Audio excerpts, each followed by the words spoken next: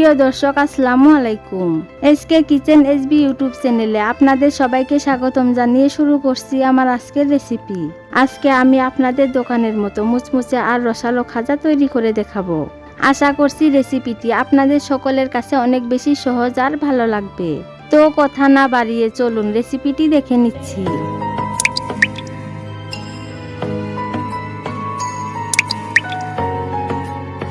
রেসিপিটি তৈরি করার জন্য প্রথমে একটি মিক্সিং বোলে দিয়ে দিচ্ছি 2 কাপ পরিমাণ আটা, সাথে এড করে দিচ্ছি স্বাদ মতো লবণ ও 2 টেবিল চামচ রান্নার রেগুলার তেল।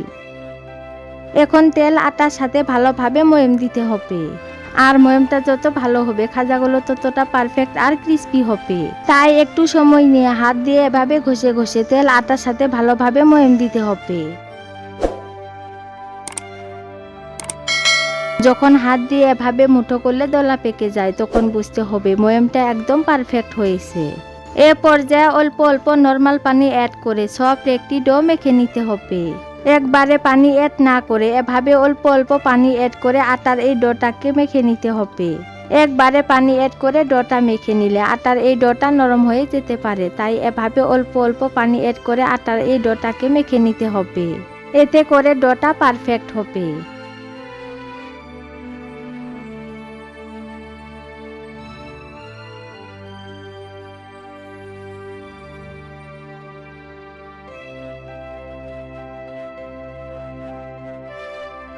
দেখতেই পাচ্ছেন আটার এই ডোটাকে আমি মেখে নিয়েছি।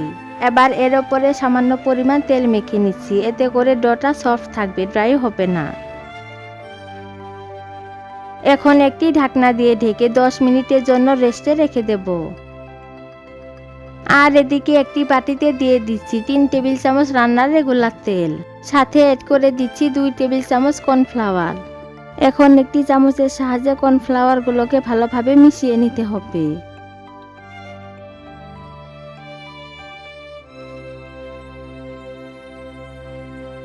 আমি কর্নফ্লাওয়ারগুলোকে তেলের সাথে ভালোভাবে মিশিয়ে নিয়েছি। এখন এই মিশ্রণটাকে সাইডে রেখে দেব। ফিরে আসলাম 10 মিনিট পর। এখন আটার এই ডোটাকে আরো কিছুক্ষণ সময় ভালোভাবে মথে নিতে হবে।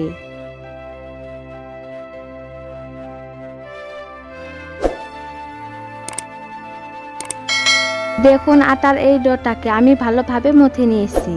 এবার এটিকে একটি বোর্ডের উপর নিয়ে হাত দিয়ে এভাবে ঘুরিয়ে ঘুরিয়ে লম্বা রুলের মতো করে নিতে হবে।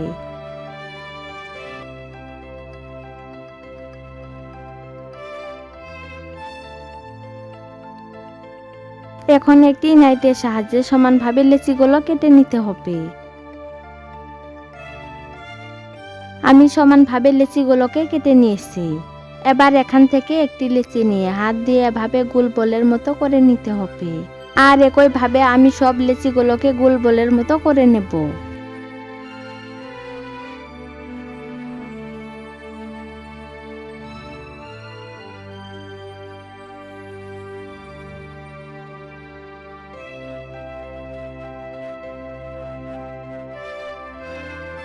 দেখুন আমি সব লেচিগুলোকে গোল বলের মতো করে নিয়েছি। এবার এখান থেকে একটি লেচি বোর্ডের উপর নিয়ে হাত দিয়ে এভাবে প্রেস করে চ্যাপ্টা করে নিতে হবে এবং লেচির ওপরে সামান্য পরিমাণ আটা ছিটিয়ে পাতলা করে একটি রুটি বেলে নিতে হবে।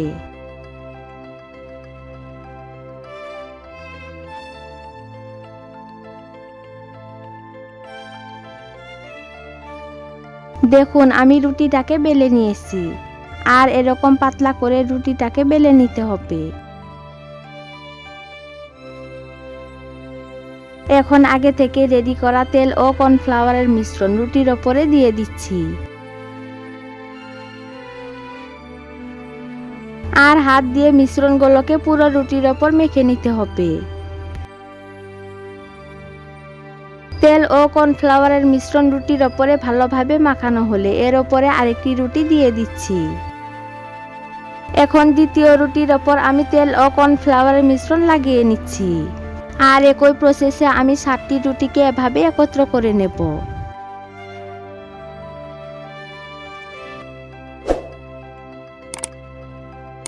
দেখতেই পাচ্ছেন 7টি রুটিকে আমি একত্র করে নিয়েছি। এখন একটি বেলনির সাহায্যে রুটিটাকে আলতো হাতে বেলে একটু বড় করে নিতে হবে।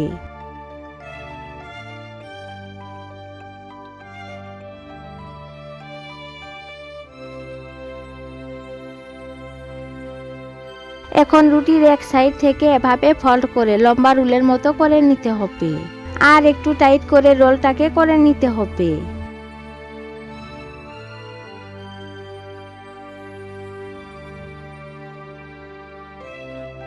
রুটি সাইডের অংশে আমি সামান্য পরিমাণ পানি লাগিয়ে নিচ্ছি, এতে রুটি সাইডগুলো ভালোভাবে সিল হবে। হাতের আঙ্গুলের সাহায্যে রুটির এই সাইডগুলো এভাবে চেপে চেপে ভালোভাবে সিল করে দিতে হবে, এতে খাজাগুলো তেলে ভাজার সময় খুলে যাওয়ার ভয় থাকবে না। হাত দিয়ে এভাবে ঘুরিয়ে ঘুরিয়ে রোলটাকে সেট করে নিতে হবে। এখন একটি নাইটের সাহায্যে আমি রোলের অসমান অংশ কেটে সাইডে রেখে দিচ্ছি। এখন রোলটাকে নাস্তার শেপে এভাবে কেটে নেব। আমি রোলটাকে নাস্তার শেপে কেটে নিয়েছি। এখন নাস্তার এই শেপগুলোকে বোর্ডের এক সাইডে রেখে দিচ্ছি। দেখতেই পাচ্ছেন নাস্তার এই লেয়ারগুলো কতটা সুন্দর হয়েছে। এখন এই নাস্তার শেপটিকে এভাবে বোর্ডের ওপর রেখে আলতো হাতে বেলে নিতে হবে। আপনাদের দেখে বুঝে নিতে হবে আমি কাজটি কিভাবে করছি। এই তো তেলে ভাজার জন্য খাজার শেপটি আমার একদম রেডি। আর একইভাবে আমি সব খাজার শেপগুলোকে রেডি করে নিয়েছি। এখন এগুলোকে আমি ভেজে নেব। তার জন্য চুলায় একটি প্যান বসিয়ে পর্যাপ্ত পরিমাণে সয়াবিন তেল গরম হতে দিয়েছি। এখন একে একে খাজা শেপগুলোকে গরম তেলে দিয়ে দিচ্ছি। চুলার আঁচ মিডিয়ামে রেখে খাজাগুলোকে ভেজে নিতে হবে। এখন খাজাগুলোকে আমি উল্টে দিচ্ছি। এভাবে উল্টে পাল্টে খাজাগুলোকে গোল্ডেন ব্রাউন কালার এবং ক্রিস্পি করে ভেজে নিতে হবে। খাজাগুলো ভাজা হতে থাক, আর ততক্ষণে যারা আমার চ্যানেলটিকে এখনো সাবস্ক্রাইব করেন নাই তারা প্লিজ চ্যানেলটিকে সাবস্ক্রাইব করে পাশে থাকা বেল আইকনটি অন করে রাখুন, যাতে আমার পরবর্তী ভিডিও নোটিফিকেশন সবার আগে পেয়ে যান। আর অলরেডি যারা আমার চ্যানেলটিকে সাবস্ক্রাইব করেছেন তাদেরকে অসংখ্য ধন্যবাদ। দেখতেই পাচ্ছেন খাজাগুলোতে গোল্ডেন কালার এসেছে। এখন এগুলোকে ভালোভাবে তেল ঝরিয়ে একটি প্লেটে উঠিয়ে নিচ্ছি।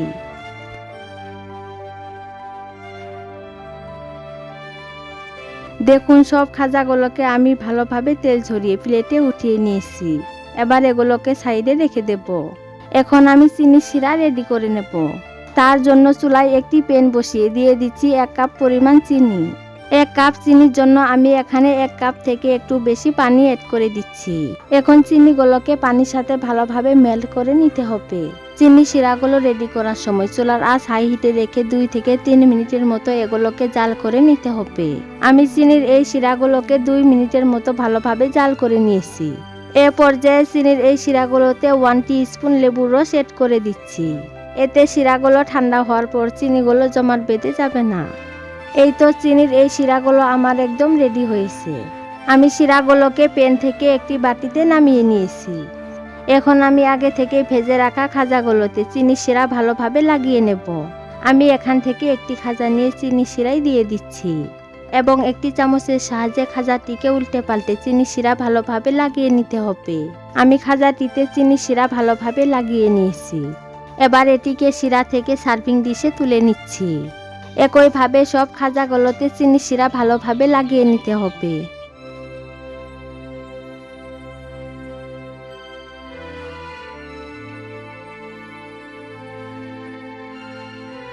আমি সব খাজাগুলোতে চিনি শিরা ভালোভাবে লাগিয়ে নিয়েছি। দেখতেই পাচ্ছেন খাজাগুলো দেখতে মাশাআল্লাহ কতটা লোভনীয় হয়েছে। একটি খাজা আমি আপনাদের ভেঙে দেখাচ্ছি। দেখতেই পাচ্ছেন খাজাটি অনেক রসালো আর ক্রিস্পি হয়েছে। আপনারা বাসায় একবার হলেও এই রেসিপিটি ট্রাই করবেন, আর কেমন লেগেছে অবশ্যই কমেন্ট বক্সে জানিয়ে দেবেন। পরবর্তী ভিডিও দেখার আমন্ত্রণ জানিয়ে আজকের মতো বিদায় নিচ্ছি। সবাই অনেক বেশি ভালো ও সুস্থ থাকবেন। আল্লাহ হাফেজ।